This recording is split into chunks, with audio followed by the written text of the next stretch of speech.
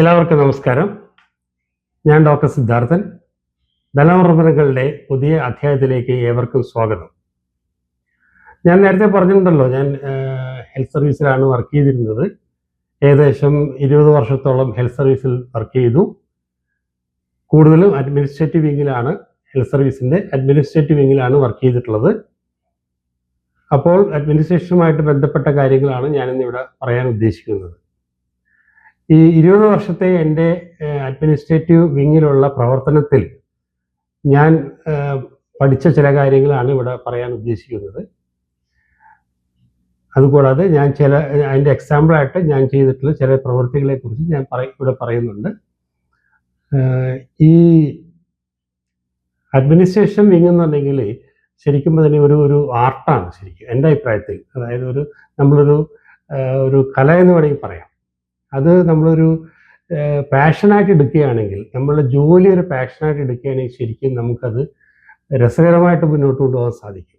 നമ്മളെ കൂടെയുള്ള ജീവനക്കാരെ അവരെ നയിച്ചുകൊണ്ട് പോവുക, അവരുടെ പ്രവർത്തികൾ അവരെ ഓർമ്മപ്പെടുത്തിക്കൊണ്ട് ആ പ്രവർത്തനങ്ങൾ ഏത് രീതിയിൽ നടത്തുന്നു, അവർ എങ്ങനെ ചെയ്യുന്നു എന്ന് വിലയിരുത്തിക്കൊണ്ട് അവർ ചെയ്യുന്ന നല്ല കാര്യങ്ങളെ അഭിനന്ദിച്ചുകൊണ്ട് മൊത്തത്തിൽ മറ്റുള്ള ജീവനക്കാരുടെ ഇടയിൽ അഭിനന്ദിച്ചുകൊണ്ട്, എന്നാൽ അവർക്ക് എന്തെങ്കിലും പിഴവ് പറ്റിക്കഴിഞ്ഞിട്ടുണ്ടെങ്കിൽ അവരെ മാത്രം വിളിച്ചു പറഞ്ഞുകൊണ്ട് അവർ ആ തെറ്റ് ചൂണ്ടിക്കാണിച്ചുകൊണ്ടും മറ്റും നമുക്കത് മുന്നോട്ട് കൊണ്ടുപോകാൻ സാധിക്കും. വളരെ രസകരമായിട്ട് നമുക്ക് ചെയ്യാൻ പറ്റുന്ന ഒരു കാര്യമാണ്. ഞാൻ മനസ്സിലാക്കിയെടുത്തോളം ഇത് അഡ്മിനിസ്ട്രേഷൻ നമ്മൾ പഠിച്ചെടുക്കേണ്ടത് തന്നെയാണ് എന്നുള്ളതാണ് എൻ്റെ ഒരു അഭിപ്രായം. അത് നമ്മൾ ശരിക്കും അനുഭവത്തിൽ നിന്നാണ് കൂടുതൽ പഠിക്കാൻ പറ്റുന്നത്. എത്ര പുസ്തകങ്ങൾ വായിച്ചാലും നമുക്കത് കിട്ടും എന്നെനിക്ക് തോന്നുന്നില്ല. ഈ ഓരോ വിഷയവും വ്യത്യസ്തമായിരിക്കും.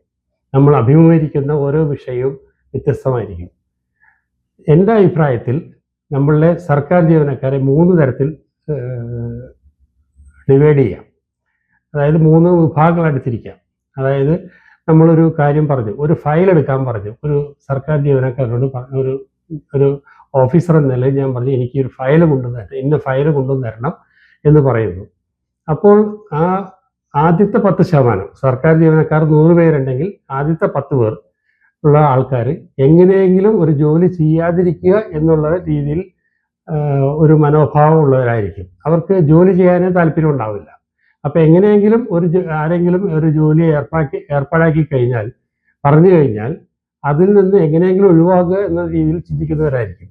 അപ്പോൾ അവരെങ്ങനെയെങ്കിലും പറയും, അത് ആ ഫയൽ ഇന്നലെ അവിടെ നോക്കിയിട്ട് കണ്ടില്ല സാർ, അല്ലെങ്കിൽ അത് മറ്റേ ഓഫീസിൽ മേലോഫീസിലേക്ക് പോയിരിക്കുകയാണ് എന്നുള്ള രീതിയിലെല്ലാം പറഞ്ഞ് ആ ഒഴിവൊഴിവ് പറഞ്ഞ് ആ ജോലി അങ്ങ് ഒഴിവാക്കാൻ ശ്രമിക്കും.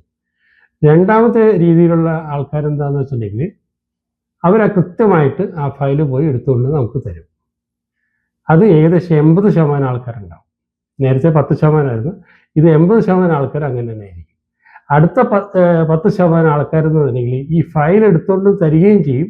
എന്നാൽ ആ ഫയലിനോട് അനുബന്ധിച്ചുള്ള മറ്റ് അനുബന്ധ ഫയലുകളും അവർ ആ ഫയലിനെ കുറിച്ച് അവർ അറിഞ്ഞു കാണും സ്വാഭാവികമായിട്ടും.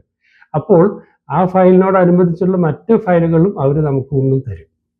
അപ്പോൾ അതാണ് സ്മാർട്ട് വർക്ക് എന്നുള്ള രീതിയിൽ ഞാൻ ഉദ്ദേശിക്കുന്നത്. അതായത് നമ്മൾ എന്താണോ ഉദ്ദേശിക്കുന്നത് അതിനെക്കുറിച്ച് അവർ തന്നെ ഒരു തീരുമാനം, അവർ തന്നെ ഒരു ചിന്തിച്ചുകൊണ്ട്, അതിനേക്കാൾ നമ്മൾ എന്താണോ അവരിൽ നിന്ന് പ്രതീക്ഷിക്കുന്നത് അതിന് ഒരു പടി കൂടി കടന്നുകൊണ്ട് അവർ നമുക്കത് അതിൻ്റെ റിസൾട്ട് കൊണ്ടും തരുന്നു എന്നുള്ളതാണ് അതിന് ഉദ്ദേശിക്കുന്നത്.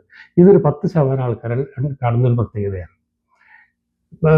പ്രത്യേകിച്ച് ഞാൻ പറയുന്നൊരു കാര്യം എന്ന് പറഞ്ഞാൽ, ഞാൻ ഈ 10% അവസാനം പറഞ്ഞ 10% വരുന്ന ഒരാളാണ്. അപ്പോൾ സ്വാഭാവികമായിട്ടും നിങ്ങൾ ചിന്തിച്ചിട്ടുണ്ടാകാം എങ്ങനെയാണ് ഈ 10% പെടുക എന്നുള്ളത്. വേറൊന്നുമില്ല, നമ്മൾ ഇപ്പോൾ ഇഷ്ടംപോലെ ഓർഡേഴ്സ് മോളിൽ നിന്നൊക്കെ വരും. ഹെൽത്ത് ഡിപ്പാർട്ട്മെൻറ്റിൽ വർക്ക് ചെയ്യുന്ന സമയത്ത് ഇഷ്ടംപോലെ ഓർഡേഴ്സൊക്കെ നമുക്ക് മോളിൽ നിന്ന് വരും. അപ്പോൾ അങ്ങനെ മോളിൽ നിന്ന് വരുന്ന സമയത്ത് നമ്മൾ ആ ഓർഡേഴ്സ് നമ്മൾ ഒബേ ചെയ്തുകൊണ്ട് അത് നടപ്പാക്കാൻ ശ്രമിക്കും. മനസ്സിലായി? അപ്പോൾ ആ നടപ്പാക്കാൻ ശ്രമിക്കുമ്പോൾ അതിൻ്റെ ഒപ്പം നമ്മളുടേതായിട്ടുള്ള ചില ചേരുവകൾ കൂടി ചേർത്തുകൊണ്ട് അത് എത്രത്തോളം പൊതുജനങ്ങൾക്ക് ഉപകാരപ്രദമാകുന്ന രീതിയിൽ ചെയ്യാമോ, എത്രത്തോളം ഡിപ്പാർട്ട്മെൻറ്റിന് ഉപകാരപ്രദമാകുന്ന രീതിയിൽ ചെയ്യാമോ, ആ രീതിയിലെല്ലാം നമ്മൾ കുറച്ചും കൂടി ഒന്ന് പൊലിപ്പിച്ച് കൊണ്ട് നമ്മൾ ചെയ്യാൻ ശ്രമിക്കും. അപ്പോൾ അങ്ങനെ വരുമ്പോൾ അതൊരു ഭയങ്കര കളർഫുൾ പ്രോഗ്രാമായിട്ട് മാറും. അതാണ് നമ്മൾ ചെയ്യേണ്ടത്. അപ്പോൾ അങ്ങനെ ചെയ്യുമ്പോൾ അതൊരു രസകരമായിട്ട് തോന്നും, മനസ്സിലായി. അതാണ് നമ്മൾ ചെയ്തു കഴിയുമ്പോൾ ഒരു ഭംഗിയായിട്ട് അതൊരു സക്സസ് പ്രോഗ്രാമായിട്ട് മാറും. അല്ല ഇപ്പോൾ ഫോർ എക്സാമ്പിൾ ഇപ്പോൾ നമ്മളൊരു ഇമ്മ്യൂണൈസേഷൻ പ്രോഗ്രാം നടക്കുന്നു. ആ ഇമ്മ്യൂണൈസേഷൻ പ്രോഗ്രാം നടക്കുന്ന സമയത്ത് നമുക്ക് വരുന്ന കുട്ടികളെ കുത്തിവെപ്പിച്ച് വിടുക, വേണമെങ്കിൽ വിടാം. പക്ഷേ ആ കുട്ടികളെ ആകർഷിക്കാൻ വേണ്ടി നമ്മൾ ആ ഇമ്മ്യൂണൈസേഷൻ റൂം നമ്മൾ കാർട്ടൂൺ ചിത്രങ്ങൾ കൊണ്ടും അതുപോലെ തന്നെ മറ്റുള്ള കുട്ടികളെ ആകർഷിക്കുന്ന മറ്റുള്ള ടോയ്സ് ഒക്കെ കൊണ്ട് നമ്മളൊന്ന് അവിടെ കൊണ്ടുവരികയാണെങ്കിൽ കുട്ടികൾ അവിടെ വരാൻ താല്പര്യപ്പെടുകയും അവിടെ ഇഞ്ചക്ഷൻ എടുക്കുന്ന സമയത്ത് കുട്ടികൾക്ക് വലിയൊരു ബുദ്ധിമുട്ടുണ്ടാവാതിരിക്കുകയും അവരത് ആ കളികളിലും മറ്റും എൻജോയ് ചെയ്യുന്നതിനിടയ്ക്ക് നമുക്ക് ഇഞ്ചക്ഷൻ എടുക്കാൻ സാധിക്കും. അങ്ങനെ ഒരു ചൈൽഡ് ഫ്രണ്ട്ലി ഇമ്മ്യൂണൈസേഷൻ റൂം ആദ്യമായിട്ട് കേരളത്തിൽ സെറ്റ് ചെയ്തത് ഞാൻ നാഷണൽ ഹെൽത്ത് മിഷൻ്റെ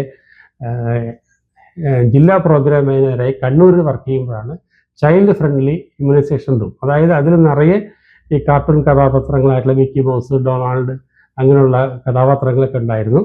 അപ്പോൾ അവരൊക്കെ അതിൻ്റെയൊക്കെ ചിത്രങ്ങളൊക്കെ വരച്ചു വെച്ചിട്ടുണ്ടായിരുന്നു. പിന്നെ ബലൂൺസ് പ്രൊവൈഡ് ചെയ്തിട്ടുണ്ടായിരുന്നു.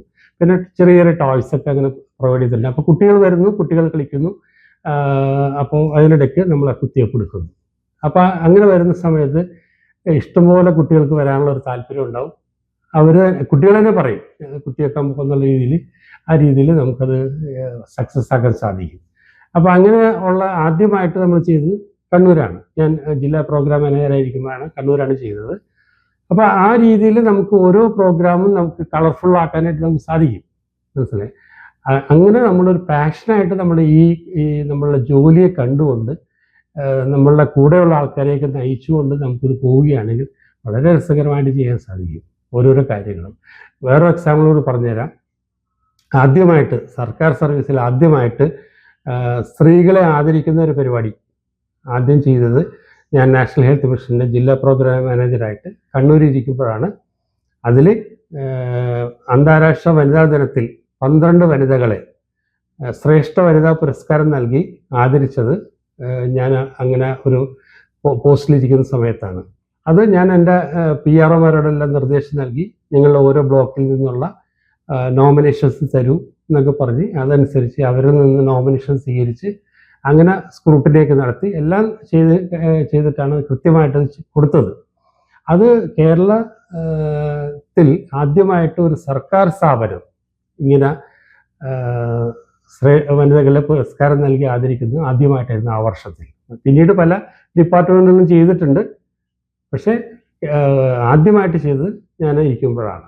അതൊക്കെ ശരിക്കും നമുക്ക് ഭയങ്കരമായിട്ടൊരു രസകരമായിട്ടുള്ള അനുഭവങ്ങളായിരുന്നു ശരിക്കും. അന്നത്തെ ജില്ലാ കളക്ടറൊക്കെ ഭയങ്കര സപ്പോർട്ടീവായിരുന്നു.